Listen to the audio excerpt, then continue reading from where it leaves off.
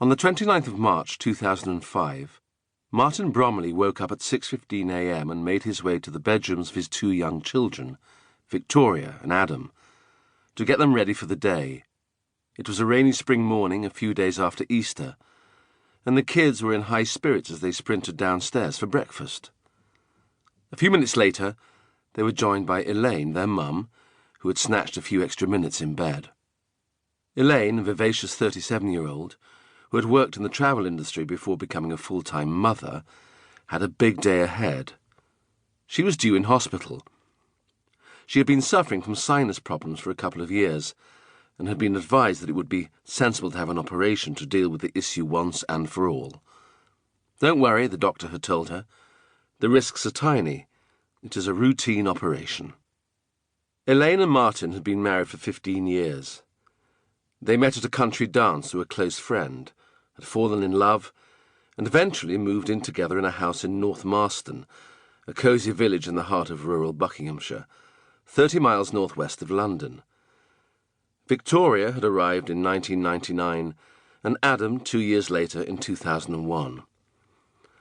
Life was, as for many young families, hectic, but it was also tremendous fun. They had been in an aeroplane for the first time as a family the previous Thursday, and had gone to a friend's wedding on the Saturday. Elaine wanted to get her operation out of the way so she could enjoy a few days' break. At 7:15 a.m. they left home. The kids chatted in the car as they made the short journey to the hospital. Martin and Elaine were relaxed about the operation.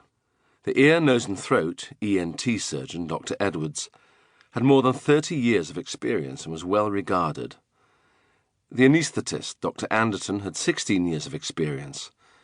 The hospital had excellent facilities. All was set fair. When they arrived, they were shown to a room where Elaine was put into a blue gown for her operation.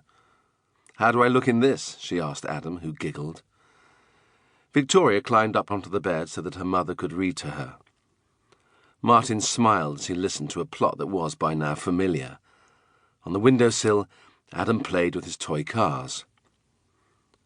At one point, Dr. Anderton came in to ask a couple of standard questions. He was chatty and in fine humour. Like any good doctor, he understood the importance of setting a relaxed tone. Just before 8:30 a.m., Jane, the head nurse, arrived to wheel Elaine into the operating theatre. "Are you ready?" she asked with a smile.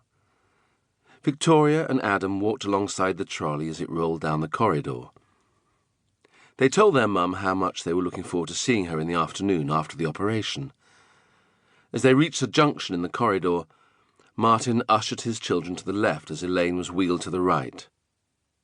She leaned up, smiled, and cheerily said, "Bye." As Martin and the kids were walking into the car park, they were going to the supermarket to do the weekly shop and buy a treat for Elaine, cookies. Elaine's trolley was being wheeled into the pre-operating room.